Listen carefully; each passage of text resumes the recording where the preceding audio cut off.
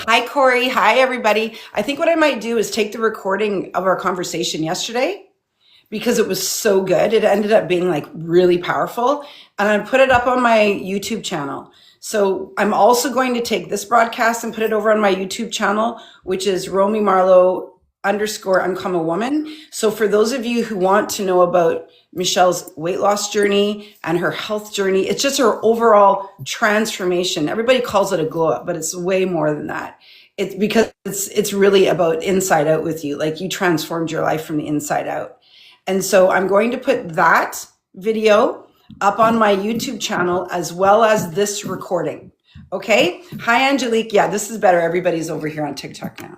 So that's where it's going to live. So if you weren't on with us yesterday, it's worth going and listening to because she did it differently than so many people are doing it right now. And you know what, Michelle, you took the long road, right? Like some people want to go for the super short, quick fix, but we've actually had conversations about the fact that that doesn't always work. And then people end up kind of like falling over into the other direction, and everything that was supposed to be working in their favor is now not. Or at least I've had that conversation with a few women here. So sometimes, it's like you're not in it for the sprint, you're in it for the marathon, but then you get greater results, right? So I just want to highlight the fact that she did it the long way, and it's been a long journey, but you guys, it's incredible, her transformation. And so on that note, I think we can probably start moving into our conversation. So thank everybody for joining. And if you can share this out on TikTok, please share this out. So the conversation today is called Friendship and Fractures, or Fractures and Friendship. I can't remember what the order was, but it doesn't matter because the reality is that you could have a friendship like Michelle and I did first and have a fracture and then repair it and have a deeper friendship. Or sometimes friendships result from fractures. And it's funny because as I was thinking about the title this morning, I was thinking, sometimes people come together because there's been a fracture somewhere, right? And they repair and then they become friends. Like it could be that the fracture came from death of, loved ones or something mutual happened. But in our case, it was friendship, fracture, friendship. And so I thought it would be a really powerful conversation because I know that a lot of women right now are feeling very isolated and alone. And one of the things that's been coming up, and I'm just going to give everybody a little bit of a foundation, Michelle, so just hang tight. So for the last month, at least in the Uncommon Ministry, I've been coming on every morning at 9:30 a.m. Eastern Standard for months. But in the last month, we've been talking about United We Rise. That's been the theme in Uncommon Woman Ministry. And a lot of it has been around sister wounds, right? And friendship and the importance of moving our pain out of the way so that it doesn't become a wall. Because sometimes what we do is we put walls up, and we do this in relationships, do we not, ladies? We put walls up, and Michelle and I have had this conversation lots of times, to protect our hearts. But what happens, thank you for the hearts, but what happens is that we end up walling in our pain. So do you see how we think we're putting up a wall to protect ourselves, but what we're doing is we're holding the pain in, because if there's a wall, nothing can get out. So we're keeping the pain close to us, and often what we're doing is we're keeping the love from coming in. That's my perspective. There's a difference between a wall and a boundary, right?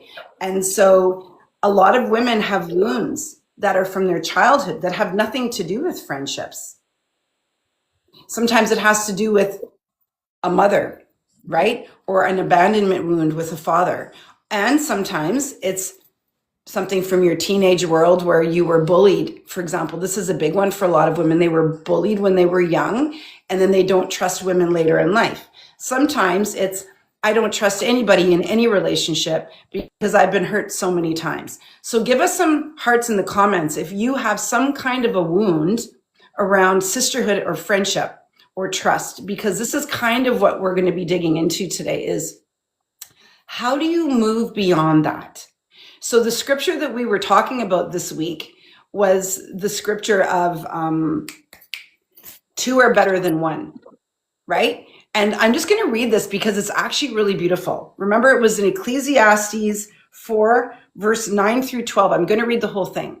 Okay. It's really, really beautiful. It's poetic. It says, two are better than one because they have a good return for their labor. If either of them falls down, one can help the other up. But pity anyone who falls and has no one to help them. But how can one keep warm alone? This is the part that we haven't looked at this week, which is maybe my favorite part of the whole thing. Though one may be overpowered, two can defend themselves. I just got goosebumps. A cord of 3 strands is not quickly broken. So the 3 strands would be like friendship and God. And I just think about my friendship with Michelle and how, oh my gosh, Michelle, how many times have one of us fallen and the other has lifted her up? Like yesterday? Like it's a daily occurrence. It's a daily occurrence, right? And so this is so important because I know, and Michelle and I have both talked about the fact that sometimes we think that we're better alone, right? Like whether it's, I'm never going to date again, I'm good on my own, or I'm really struggling in my friendships. And you and I have had this conversation too, that we've had friendships fail us.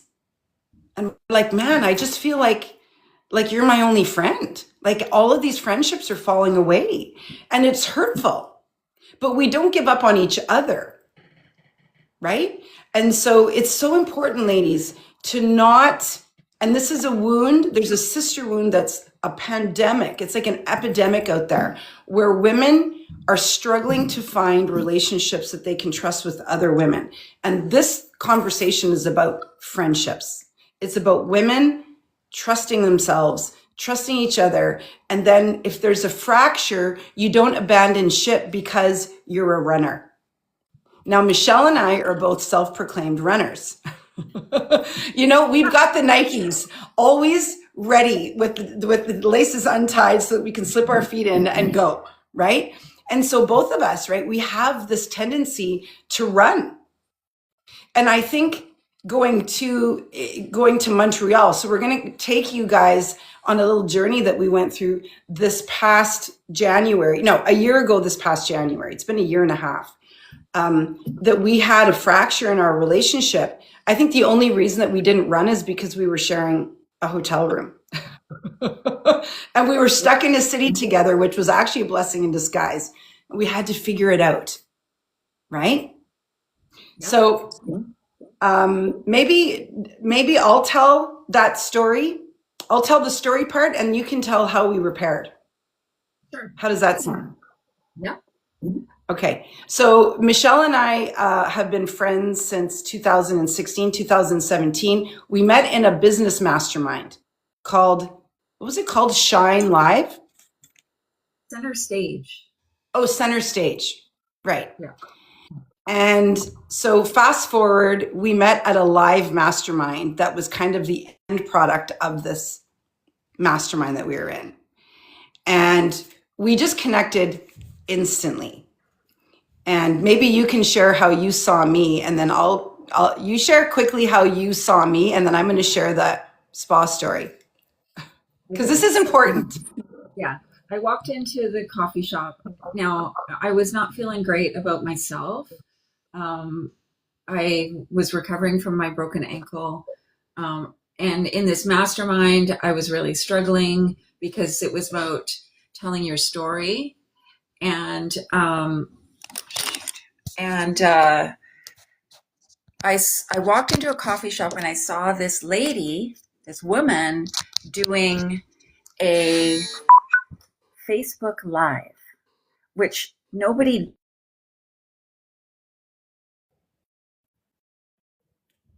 Oh, did she freeze?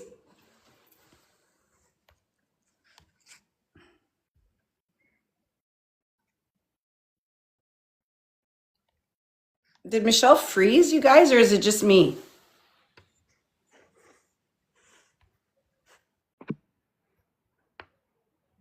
Anyone else? Oh, her phone turned off.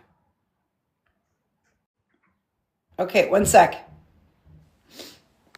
She's coming in. That's okay. She's coming back in. Her phone, something happened with her phone. She's coming back in. Don't worry. There she is. There she is.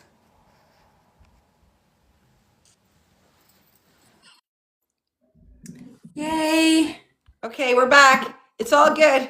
Sorry. It's My okay. phone, for some reason, my other phone just turned off. That's okay. So I saw this woman sitting in this cafe doing a Facebook Live. Nobody did Facebook Lives back then, right? It was a really new thing. I feel like I'm dating ourselves here, but it was pretty new, right? And I thought, wow, that woman has got it all going on. Like, she had the hair, she had the outfit, like, she's like talking online. And I thought, wow, like, that's awesome. And so I walked over and I was like, you're fucking, oh, no swearing, you're awesome. And she was like, why don't you sit down? Who are you? And so then, you know, we had been in this mastermind, and so we kind of knew each other, but not really. And when we spent the next few days hanging out and being ridiculous. Yeah, exactly. And if a few F-bombs drop by my friend, just, it's okay. We've been I will on a not swear. it used to be me, 100%. Anyway, it's all good. So that we ended up becoming really, really good chums. And then we had this moment where we were in a spa. So we were in this place called Sparkling Hills, which is this really high-end hotel that's got like 8 million Swarovski crystals or something like that. And so there's a spa there, and it's known for its spa. And it's one of those spas that's got like the cold pool and the hot pool and all of the different steam rooms with like eucalyptus and, you know, like raining, showering gold specks from the ceiling or whatever. Anyway, and so we're all in this spa. We're all in this like change room, like this big kind of open space. And we had all been going through all of the things. And we had our makeup and our hair done because we had done this live recording for the mastermind, because it was a speaking mastermind. So we were all doing these speaking reels, and we'd had our hair and our makeup done. So we go out down into the spa, a gaggle of like 15 girls, and we're being loud already. And everybody's like shushing us the whole time, right? And we get in and we're all doing the thing and walking in the cold. Remember, we had to walk around that little pool thing, and it was like hot to cold or whatever. And then everybody kind of like spreads out and goes into their own spaces. And Michelle goes into one of these steam rooms that has like a shower in it. Okay. And then all of a sudden, we hear a bunch of expletives, and she comes running out, and she's like swearing, and her, like, you had gone into what, like the jungle rainforest shower or something like that. And we're all standing around with our hair and makeup done, and we're going for dinner that night. And Michelle comes out, and I can't even tell you, like, she had hit the wrong button, and it was like a rainforest shower with like monkey noises or whatever. And all of this, like, she comes out, and Michelle's very tall. She's 5'10", and she had this super long hair and all this makeup on. And she just comes out, and who's that doll that's like the Exorcist doll or whatever, with like all the makeup running and like the hair? And we went into hysterics. And now we're like hysterical in the spa that we're being threatened that we're going to get kicked out of.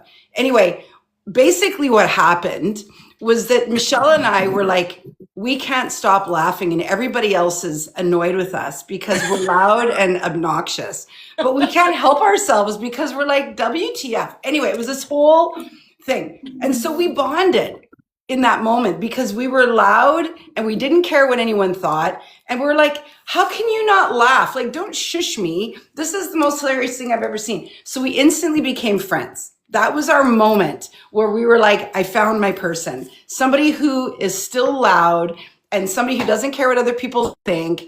And she's like the tall one with the hair, and I'm the one with like the mohawk. And we just stood out. Honestly, we stood out like sore thumbs in this group. We really We did. did. Oh We my God. totally did.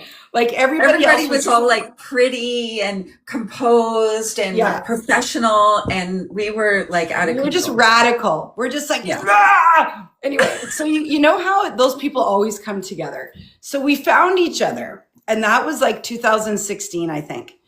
And then I did my tour and all of that kind of stuff. So we've had a long journey.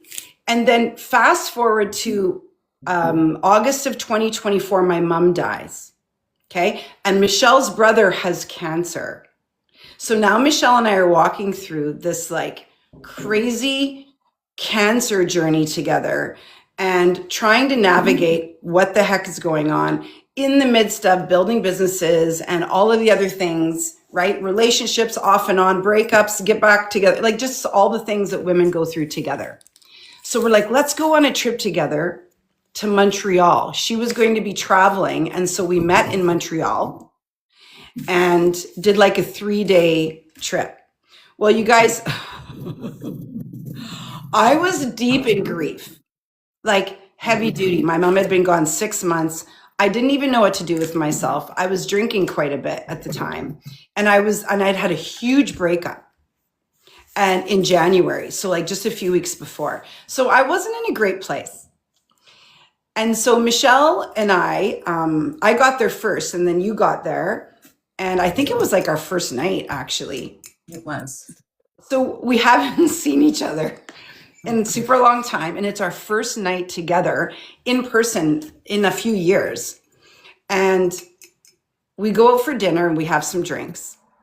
And we go to a speakeasy, which is a place where, I don't know if everybody knows what it is, but during Prohibition times, people would go into a speakeasy, kind of like you'd have to knock on the door and you'd have to give a code word and then they would let you in and all the drinks are really expensive. And we had met these two gentlemen, and I use that term lightly, when we were out for dinner earlier, and we got talking to them and they invited us to the speakeasy.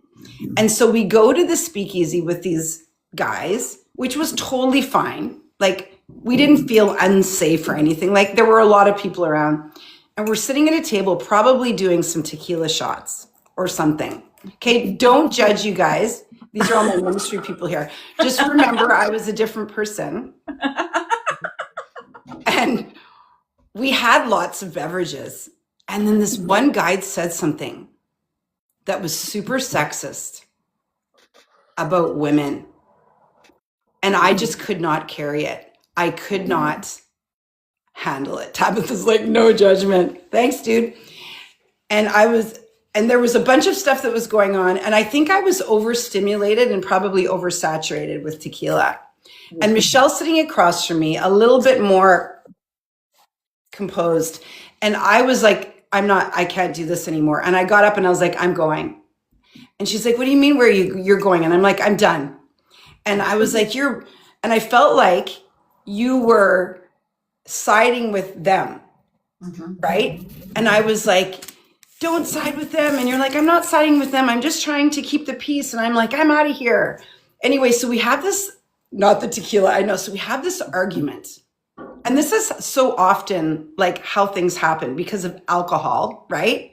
And high emotion. So remember, I always say high emotion, low intelligence, low emotion, high intelligence. So I'm super charged with emotion because my mom's dead and my relationship is dead and I'm a hot mess and now I'm saturated with tequila. I'm not going to make good decisions, right? So I end up getting really angry at Michelle because she's just not getting up and following me. She's saying, just calm down. I'm like, don't tell me. I'm not getting up fast enough. Fast enough. I'm like, don't tell me to calm down. And she's like, chill out. Don't tell me to chill out. Anyway, so we end up leaving and we're already having tension now, right? And we get out into the street and it's winter and it's snowing and we're all dressed up to the nines and we're having a knockdown, drag out, screaming match, basically. Like you guys were just being super honest. Like this is, and it's like 3:00 in the morning in the street. Okay. First time we've ever had a fight like this. And I'm like walking in front and you're behind me and we're both walking and she's like, don't yell at me. Anyway, just wait. Did I feel better after? Of course not. Anyway, so we get to the hotel room. First of all, we walk through the lobby. Like these are the stories that go in the books, okay? We walk through the lobby in the super high-end hotel. And I am anyway. I don't even remember what you were doing. Like super angry, still probably yelling, or at least at a high, like my volume was higher. I wasn't yelling, but my volume was definitely high. And we're walking through the lobby. And of course, when we left, the people at the front desk were like, bye. We're like, bye. And we look awesome. And we're like these professionals. And we come back and I'm like angry and, saturated and drunk. And anyway, and they're like, I'm sure they were like, what happened? Right? Yeah. Anyway, so we get up to the room and it just continues. And now we're fighting and our voices are raised and we're just like having a knockdown drag out. The kind that you have with a partner where you're just like all the things. We weren't calling each other names or anything like that. We didn't do that. It was just a lot of like accusatory, like you did this and I didn't do that and whatever. Anyway, so we put ourselves to bed and I think you went into the bathroom and texted Wendy. She went into the bathroom and texted her friend and said, what am I supposed to do? Well, because partly I'll let you pick up from here. Yeah, I knew that you were grieving. Yeah. And I knew like grieving your mom and also grieving your relationship, right? Yeah. And I also knew that you had had a lot to drink, more than me, because you were there before me. So you had a couple of glasses of wine before I even got there. Oh, right. Yeah. And so it was like, I feel like I'm the one who's less drunk and less volatile right now, right? So my friend Wendy is very calm, right? So I'm like texting her, I'm like, I don't know what to do. Like, what do I do? And she was like, go to bed, like go to sleep. Like you both need to go to sleep. And she knows both of us, right? Right. And this is such a good story. Can have I a just interrupt for 1 minute? 1 sec. I just want everybody to notice that Michelle left the room and texted somebody and said, what should I do? Which is actually really, like, that's a really great move on your part. Like you went to somebody else, right? Yeah. You didn't. It was so much, right? And we were both so hurt. And you just kept saying over and over again, you don't have my back. You don't have my back. You don't have my back. And it was like, I am the one who has your back all the time. Like, so for you, you felt unsupported. And for me, I felt unseen. Right. And so it was like, what's this? I couldn't figure out what the next step was. So I had a shower. And when I got out of the shower, you were sleeping. Right. And so I'm like, okay, I'm going to sleep. And the hotel room, they couldn't give us 2 beds. They only had a room with 1 bed. So we had to share a bed. Yeah. It was a big king size bed. But it was still a lot of closeness. Yeah. But actually it ended up being an important part of the story. Yeah, totally. And so then I just went to sleep and I thought, well, I'll see what happens in the morning. And in the morning we were both just really sad. Yeah. Right? Like we were both crying. We were really sad. But the alcohol had worn off and we could have a conversation about what happened. Right. Yeah. And I remember looking over at Michelle and saying, are you awake? And I'm like, oh, I'm sorry. And I started crying and I was like super hungover. I haven't been hungover like that in a long time. And we went into it and we talked about everything, right? And we talked about, the grief. We talked about the abandonment wounds. Of course, I had felt abandoned, you guys, by my mom and then by this partner that I had been in a relationship with, who hurt me. And they are my wounds to heal, not Michelle's.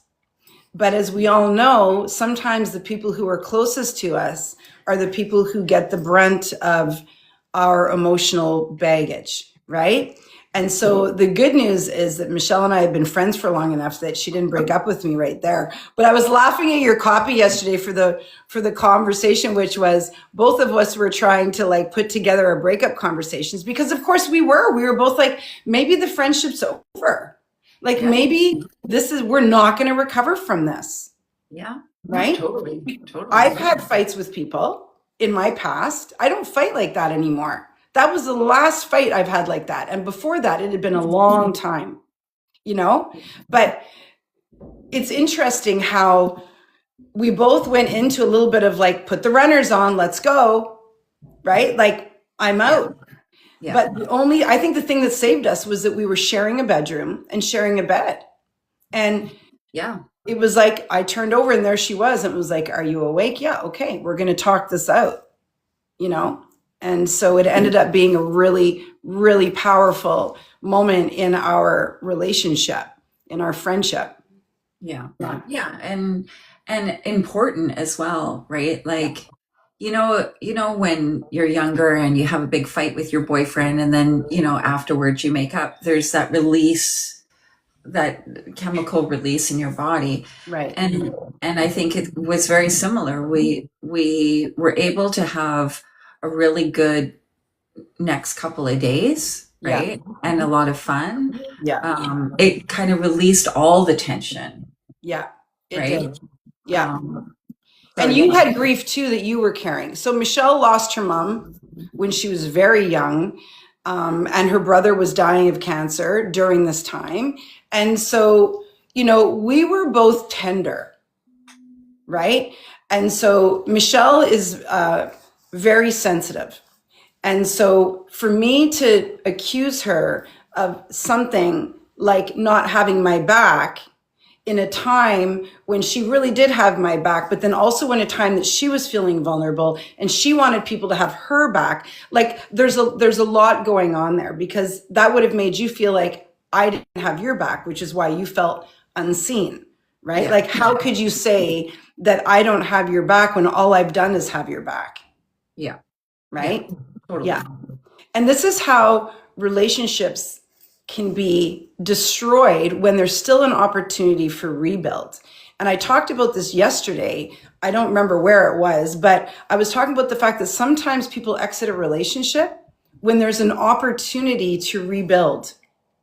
Right. And if we had both run, we would have missed what we have now, which is legit. She has saved my life. Like we have actually walked through since that, I was still in the fog of grief. I would say that now I've needed our friendship more than ever over the last year and a half, because this is when grief settles in, you guys, a year and a half later, when you really realize the person's gone. And since then, Michelle's brother has passed. It'll be a year in June. Mm-hmm. Yeah. And so thank goodness that we repaired that, because we needed our friendship to be stronger for what was coming. Yeah. Yeah, for sure. For sure. And, I think that a lot of times, like you said, we're both naturally, like our inclination is to run, right? And we didn't really have that opportunity, right? Like I was actually on my way to Morocco. So it wasn't like I would just get on a plane and go home, right? And so it really wasn't an option. It was like, well, you guys are just going to have to figure this out, right? The universe or God was like, you're going to have to figure this out. And I'm really grateful that we did, because all the things that happened after that, I could not have gone through alone. No. Like it was hard enough to do it with you by my side, but if I didn't have that, it would, I don't even know. Like it was hard. Yeah. Right. And the crazy thing is, and we're speaking into the women here in particular. Even though we honor the men here, it's really like, I find that this is important for women in particular, that we have at least one really close friend. Like Oprah always talks about Gail and says, if you have your one, and Brene Brown says this too, you might have like one or two really close friends, but if you do, you're super lucky, because they will get you through life. And I think of Jane Fonda and what's her name? Lily Tomlin. And I think of Oprah and Gail. And there's all of these women, and there's lots of other examples, but there are women out there who have like a lifer friend, and they are the ones who say, without a doubt, you have to have that person, right? Because it's a different relationship than a marriage. And yes, marriages are sacred, and yes, marriages are important. It's a different kind of relationship. It's more likely to end than the friendship if you do your friendship well, Right. right? Yeah.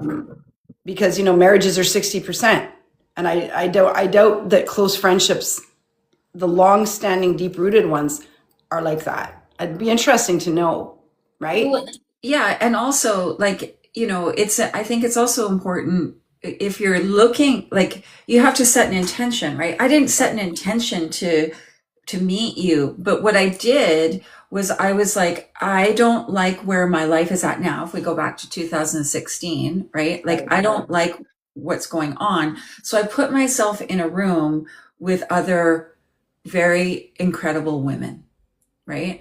And out of that, I made many friendships, but I got, my bestie, right?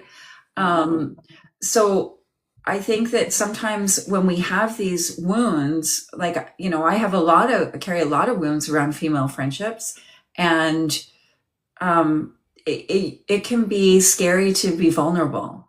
Right. Right. And really kind of like lean into that friendship. But if you don't, you're going to miss out on something that could be very magical. Yeah. Yeah. Right. Sarah says, me and my besties say we have been through multiple husbands. Well, I could say Michelle and I could almost say the same. Yeah. Yeah. I've never been married, but I've been in a few, long-term. One of them was living. It felt like a marriage anyway. And that's what, and one of the things that's really interesting that Michelle and I have recognized, and this happens in friendship, is that our lives have actually paralleled one another. Oh my God. It is crazy. and we actually are like, wait a minute. Because you guys know how it works, right? With the friendship where one of you has been through something. I'm just going to share this without sharing all the details. And then you say, don't do it. I've been there. And your friend's like, ha, ha, ha, ha. And you're like, no, seriously, listen. And then they go do it anyway. We're like a living TikTok reel, you guys, like for real. And we keep saying we're going to make TikTok reels about all the stupid stuff that we do, but we don't need to because other people are creating them for us. We just send them to each other. And then she'll come back and say, oh my God, I should have listened to you. And then we start going, wait a minute. My mom died, your brother died. I had this kind of relationship. Then you did the very same thing. And then this happened. And then this happened. And then and we're like, this is why we're friends. And when you start to pull it apart, you realize like God placed us together because we were both going to make the same stupid mistakes. And we just need each other to be the dumpster fire friends. We're those people on TikTok who literally are like, let's just go and make the same mistake 5,000 times. And then we'll just talk about it for 365 days in 365 different ways until we try to come up with a different solution. Yeah, and then at the end of the day, we're like, nothing's changed. Right. But that's the fun of friendship. Like some things you just can't take too seriously, right? We take our friendship seriously, but we also laugh at the stupid stuff that we do. And then, yeah, and there's also serious moments where, we're like, you know what? That's not cool. Or like, don't do that. Like, what are you doing? Don't do that. Right. Yeah. And for sure. I often will do it anyways. And, and then so will I. We'll just I'll be like, yeah, well, you were right. That sucked. And I don't want to go there again.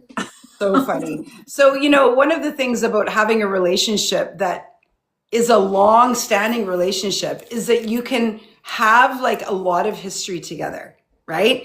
And that's why it's really good to not run. If you can maintain your relationship, if you can heal the wound, it's so good to have somebody who's known you for a long time, right? Because they don't have to, that's okay. You don't have to always explain everything to them. Like we know the past in all of our relationships, for example, since 2016. So she knows my relationships. I know her relationships. We know the business highs and lows. We know the health highs and lows. We know the family highs and lows. Like there's something to be said for digging in and rooting in. And I've been talking a lot about the palm tree analogy, where you can bend, but you don't break, right? It's like a friendship is like a palm tree. There are going to be storms and there are going to be times when the palm tree bends. And just like that palm tree in Tulum, it's going to come all the way over and the crown of the palm tree might even touch the sand on the beach, right? Because the storm is so strong. That's kind of what happened with us in Montreal. We bent and we were like, are we going to break or are we going to make it? Right? But then the palm tree straightened back up. And with the straightening, we got stronger. And we've talked so much. I don't know where she went. We talked so much about the palm tree analogy, and you can apply it to friendship. You can apply it to marriage. You can apply it to anything, right? And Michelle and I have 4 C's that we talked about the other day. They are communication. It's like the 4 C's of a relationship, right? So communication, consistency, courage, and connection. Write those down, you guys. Consistency, communication, courage, and connection. Because when we were talking about what happened in Montreal, we're like, what did that require? And what does our friendship require since then? Well, one of the things, maybe I'll talk on consistency, maybe you can talk on communication. So one of the things that we weren't as much before that, I think, was consistent, right? Like we were in contact a lot, but I think that we let, and I don't know, I haven't even asked you this, but I think that we let everything else get in the way sometimes. Like we were both really busy. Like a lot of times it was just work, Yeah. right? Yeah. And we weren't consistent. Now we talk, like for real, several times a day. And I love it. Like sometimes we call each other from like our kitchen cupboard. I'll call her and she'll be in my salt and pepper shakers. And I'll be like, hi. She's like, am I in your cupboard? Yes. Or my favorite one is that she puts me on her sink when she's getting ready. So I'm seeing her from like the chin up as she's putting her makeup on through the palm trees from whatever. But what we're doing is we're checking in and we're talking when we can, when we've got gaps in the day. Whereas before, I don't know if you remember this, Michelle, but you used to put me in your calendar. I did, yeah. I used to be in her calendar. Yeah. Now, that is fine, but as a friend, it can feel really disconnected because now you're part of the business calendar, right? Like now you're part of, and that doesn't mean that's not a good strategy for people, but it wasn't enough. Yeah. So I would be like, do you have time for a call? And she'd be like, I can talk to you Thursday at 2. Like, can you imagine us doing that now? I don't even know if we could. It wouldn't even work. Yeah. I'd be like, Thursday at 2, like in the next 15 minutes, you choose, right? But now what we've done is we've learned to be consistent in our connection, which is the next word, right? Is that we stay connected. We're in each other's lives so that we know what's going on. And that feels good. And plus, I think something to note is that I lost my mom and you lost Gary. Yeah. And all of a sudden we're like, okay, so that other person isn't there. And now we've kind of become that person, right? Yeah, totally. Which is really powerful. But you have to stay consistent, you guys, in your friendship, and you have to stay connected. And I can't even give connection a definition. It's just how you feel in your heart, right? It's just the feeling of, I feel good, like I'm good. And when it's not good, then we just connect in, right? Yeah. And sometimes it's just like, hey, what are you doing? Just driving, right? And we didn't really do that before. It was always like a formal conversation. Now we just, like I said, gaps in our day. So why don't you talk on communication and courage? Yeah. So I think communication, you have to be willing to be vulnerable, right? You have to be willing to say how you feel. I don't think I always was in the past. I was still, I think, somewhat guarded, right? And the connection piece is, it's an important piece. Like, if we go back many years, we were both grinding hard to build a business, right? And that was our priority. Yeah. And we had this, this person that we were friends with, which was kind of like a bonus almost, right? Right. And I think by losing people who were really special to us, it helped us understand what a priority in life should be. Right. Yeah, for sure. Right. And so business, yeah, we all have to pay our bills, but business isn't my priority anymore. Right. My relationships are, right? Yeah. So, what did you say I was talking about? You were talking about communication and courage. Communication, courage. So to be courageous and say how you feel to somebody and not worry that it's going to be the end of the relationship. That was my own story. It was like, if I express myself, this person will leave. Because that anyone? Yeah, right? For sure. Uh-huh. And so it's like, well, don't say how you really feel, right? And play nice kind of thing, right? And so to me, the courage part is about being you, being authentically you, and being able to express yourself in a way that's healthy and like received by the other person as well, right? Like not attacking, right? Not like, yeah, sure, there's times where it's been like, you did this, you did it, whatever, but to be able to pause and go, hang on, like, I have to take some responsibility here, right? Yeah. And to have that self-reflection to say, why did I react that way? Yes. Right? Like when I think about Montreal is such a good example because for me, I had lost a bunch of weight or, whatever, right? I still wasn't feeling attractive. And all of a sudden there was these two men, right? Paying attention to us. And you were more used to male attention than I was, right? And so when you were like, we're out of here, on reflection, I see that I was like, well, these good looking guys are paying attention to us. I don't want to leave, right?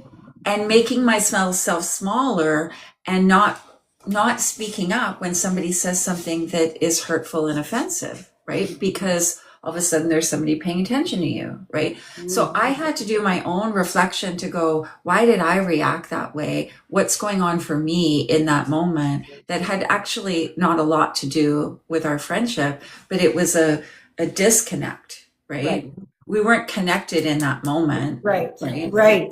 Exactly. And the alcohol sometimes makes you overly courageous to say things that, you might not otherwise say, right? And, I had a lot to drink. And so, I think the courage part is really important because people talk about like, being smaller, right? Or, being too much and too emotional and all these things, but it's just, to me, it's just part of being a human being. Right. Exactly. And so, with courage comes compassion. Right. And to understand that, like, I had to have compassion. You were going through a lot. And recognize that we take out our crap on the people that we are closest to. Yeah. Right. And so I think that that's part of the connection and the courage and the communication piece. Right. Yeah. And, we're not saying it's okay to take, like, I don't think that what happened that night from my end, the way that I spoke to Michelle and the way that I kind of lost my temper and I'm not saying that's okay. I'm lucky that she's, our friendship, is so that we wanted to heal it. But it does happen. And it does happen to the people who tend to be with us when we're most vulnerable. So, me going through what I was going through, and I was there with my bestie. And so I was just felt comfortable at some level to unleash my anger and my emotion. And of course, in the moment, I felt like she didn't have my back because I wanted her to leave when I wanted to leave. But the bigger picture was that I was just deeply, deeply sad. And I don't think anything would have, because alcohol is a depressant, right? And so the more I drank, the more depressed my nervous system got. And of course, the less logical and clear my decisions, right? It really didn't have anything to do with anybody. I mean, the thing that the guy said was inappropriate. But if somebody said that to me sober, I would have such a different reaction. Yeah. Yeah. And and then you have to learn, right? And you have to grow from those experiences. Which is what we've done. Yeah. Yeah. Yeah. And I mean, we're two very different people, almost unrecognizable in so many ways. That was a year and a half ago. A lot of life has happened since then. For sure. Right? And even just, from the perspective for me, I just understand that alcohol is just not my friend, and so I've really backed way, way, way off that. And, and that's all part of my ministry, but it's also just part of me knowing myself.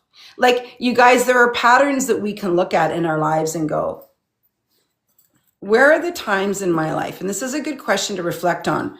When I wasn't at my best, when I wasn't treating people the way that I want to treat people, when I wasn't feeling the way I want to feel, when I wasn't acting the way that I want to act, when I'm not proud of myself, what was my environment? Like, what was I doing? And I can tell you probably 90% of the moments in my life where I haven't been proud of myself were connected to alcohol. Because you just make stupid decisions, right? And you say things you don't mean. And sometimes you say things you don't mean. And sometimes the people that you say them to aren't forgiving. Mm-hmm. And then you regret it for the rest of your life, And I think that sometimes some of us who have these fiery personalities and forget that, the liquid courage, as Angelique said, is what's speaking. We say things and then we regret it. Yeah. And it's dangerous. And so we're lucky that we were both in a position where we wanted to forgive and we wanted to move on and we wanted to heal, but we wouldn't do something like that again. Like, that would not be smart. Like, we would never, like, now that we both understand grief plus alcohol plus high emotion plus rando men equals problems. Right? You know what I mean? It's just like, it's going to be a problem. Yeah. So, we have the 4 C's. We have communication, we have courage, we have consistency, we have connection. And I think you and I actually talked about compassion. You brought it up earlier. And I think it's important for us all to remember, because we're almost done here, is just be compassionate. Like, Michelle could have been, and I think this happens sometimes, where people just are like, that's unacceptable, and they bolt. Like, just remember, like, sometimes we have to have a little compassion, and she was being compassionate. She saw what was going on. She knew my life, right? She knew my heartbreak. In fact, I had a double heartbreak because Mom died in August. Ex and I broke up in January. And then you remember I messaged my ex-boyfriend, who I had moved all the way to Montreal to see if he'd go for coffee. And he couldn't because he was in a relationship. So I'm like doubling down on the heartbreak. Plus my mom's gone. You guys, I don't think it could have been that first night plus alcohol. It was just a bad, like, we probably could have predicted that it wasn't going to go well, because I was on the verge. I was just like on the verge, I was having a bad 6 months. You guys don't message the ex. Just let go and let go. Don't do that. Don't do that. Because it never ends well. Nope. Right? Anyway, so yeah, it's definitely a bad combination. But, Michelle and I are here. We never do bestie matching anything ever. But I said to her, wear your bestie matching jacket. So we have and I think both of them say crush on the back. Mine says crushing it, I think. Yeah, I think mine say crushing it? No, yours says crush. Oh, okay. So I sent her that jacket for her birthday to remind her that she's my bestie. Yay, this is a great conversation. It's been a good conversation, but thank you so much for joining and saying yes to this and being, oh, wait. TikTok does this thing where you have to drag the puzzle piece to keep it going. Anyway, thank you so much for being my bestie and loving me all the way across the miles. Michelle is like probably about 3,000, 4,000 kilometers away from me. She lives in BC, which is really far. So that's the other thing, right? Like when it doesn't have to be a person that's like next door to you, right? But if you're going to have a long distance bestie, you got to be prepared to put in a little bit extra, right? That's right. Like, yeah. And you might not be able to be there in moments when, you feel like you should be there, right? Like when your mom died, I was at an event in Arizona, like just before that, right? And so like life happens, and it's like, I remember my dad used to say, life is like swings and roundabouts. Like you just got to roll with it. Right. But the relationship, to me, the relationship is worth putting in the work. Right. And we bring a lot to the table for each other too, you guys. Like we don't just, and in fact, it's not just TikTok reels. It's not just TikTok reels. Although there's a lot. There's a lot of those. Like sometimes, we send each other the reel that says I'm spending my whole day looking at all the TikTok reels that my bestie sent me. Like we're those people for sure. Right. And we laugh super hard at them. But we also bring a lot to the table. Like we support each other in our business. We support each other in our emotional stuff. We support each other in so many ways.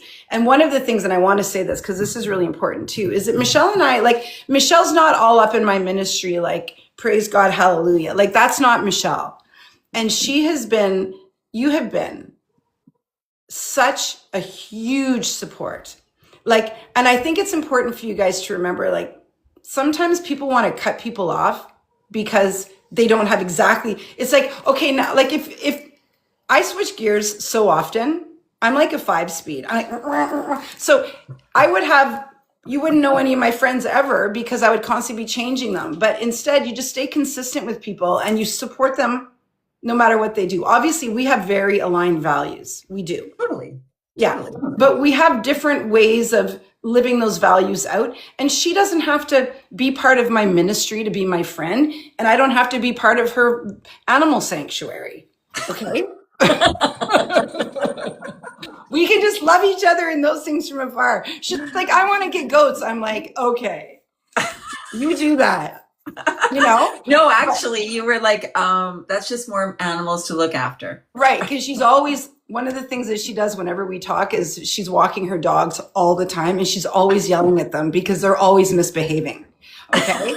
And now she wants goats and chickens and raccoons and rabbits. And I'm like, how about you just figure out the dogs first? Okay. Right. Anyway, but like just don't kick friends to the curb because they're not, if you're a woman who's a Christian, because they're not a Christian or because they're not a Buddhist or because they're not whatever it is that you are. Like that's, I really don't believe that that's necessary. And sometimes people promote that. And I don't like that. I think you just have to make sure that you're in alignment with each other's values, that you support each other, that you have each other's back, which we do. And that you can have fun together, like totally real, you have to be able to laugh. But I just don't think that it's necessary, and there are people out there who are like that. And I don't like that. Yeah. Not everybody has to convert over to your way of being and living.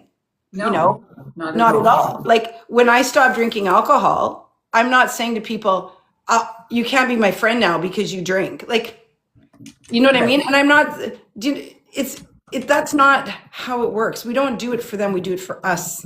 And then we figure it out. And sometimes, and you and I both had friendships kind of float away And that happens sometimes. Yeah, totally. But the real ones, the ones that are, deep and wide will stay, right? Anyway, okay, thank you everybody. We hope that you enjoyed this. Go follow Michelle and go follow what's it called? Sanctuary Farm. Sanctuary Farm. I was going to say farm. Sanctuary Farm, where she's building her cute little homestead. I'll probably be living in a camper on her property. Right? Totally. Totally. We'll be there with our little matching aprons and chickens. Right? Oh, so good. Awesome. Well, this is fun. Thank you for having me. And I hope that it helps. If it helps one person, that's great. Absolutely. Okay, love you all. Have an incredible morning or afternoon. I'll see you tomorrow morning at 9:30 Eastern Standard for Uncommon Woman. Have a great day. Love you, love you, love you. Bye, sissy. Yeah. Bye, everybody.